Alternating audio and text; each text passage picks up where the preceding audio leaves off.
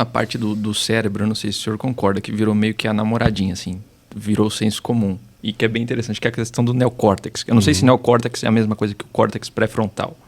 Não, o neocórtex ele é o que diferencia geralmente os primatas de outras espécies. Certo. O córtex pré-frontal é uma região que está localizada na região frontal, ou seja, na região anterior do cérebro. E é a região mais superficial, digamos assim, do cérebro. Mas o que tem? Não, o interesse que eu tenho é basicamente assim, se tornou popular, que eu percebo nos livros que eu leio a respeito. Então aquele do Charles Duhigg, Poder do Hábito, depois o Daniel Goleman, ele trata dessas regiões mais à frente aqui do cérebro. Então, como é que o senhor explica para o leigo a atividade dessas duas partes do cérebro na aquisição de conhecimento, comportamento? Como é que é isso?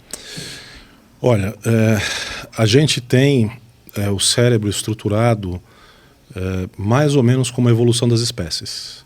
Então a gente tem estruturas cerebrais que são muito antigas, muito arcaicas, que existem desde os invertebrados. E tem o que é mais diferenciado, que é o neocórtex. Quando a gente fala de comportamentos automatizados, isso sempre, em 100% das vezes, quem vai assumir esse controle é o cérebro antigo. Porque geralmente são situações de escolha entre vida e morte.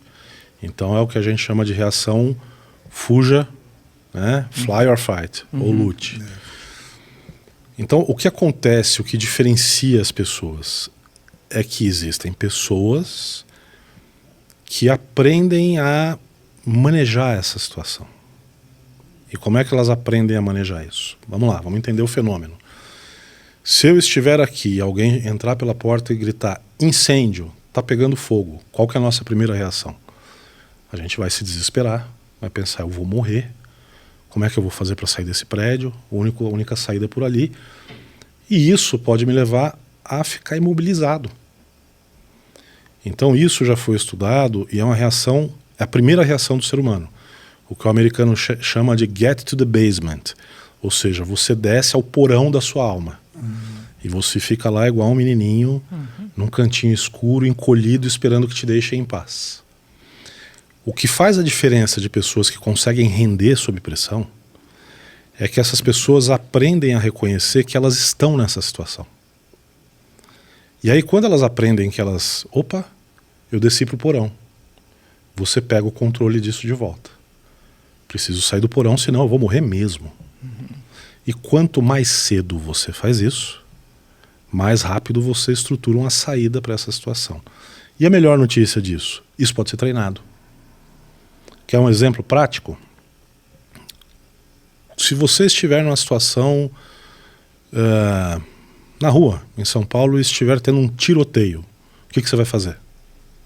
Provavelmente abaixar, né? Você vai se proteger, de alguma forma, não é? Ou você vai para cima do tiroteio? Não, certamente não. Certamente não.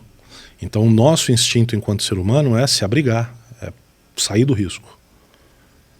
Eu consigo treinar um policial para que quando ele veja um tiroteio, ao invés de ele se proteger, ele vai em direção ao tiro para tentar resolver aquela situação.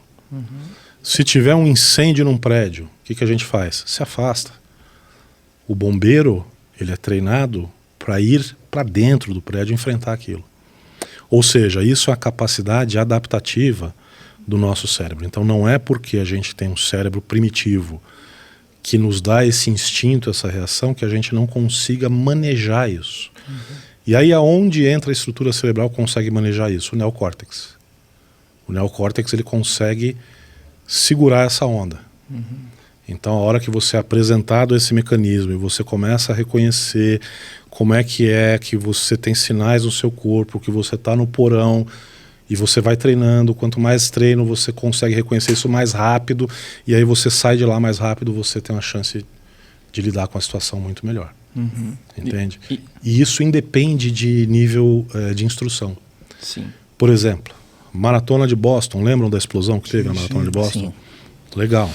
A resposta de saúde à Maratona de Boston foi espetacular.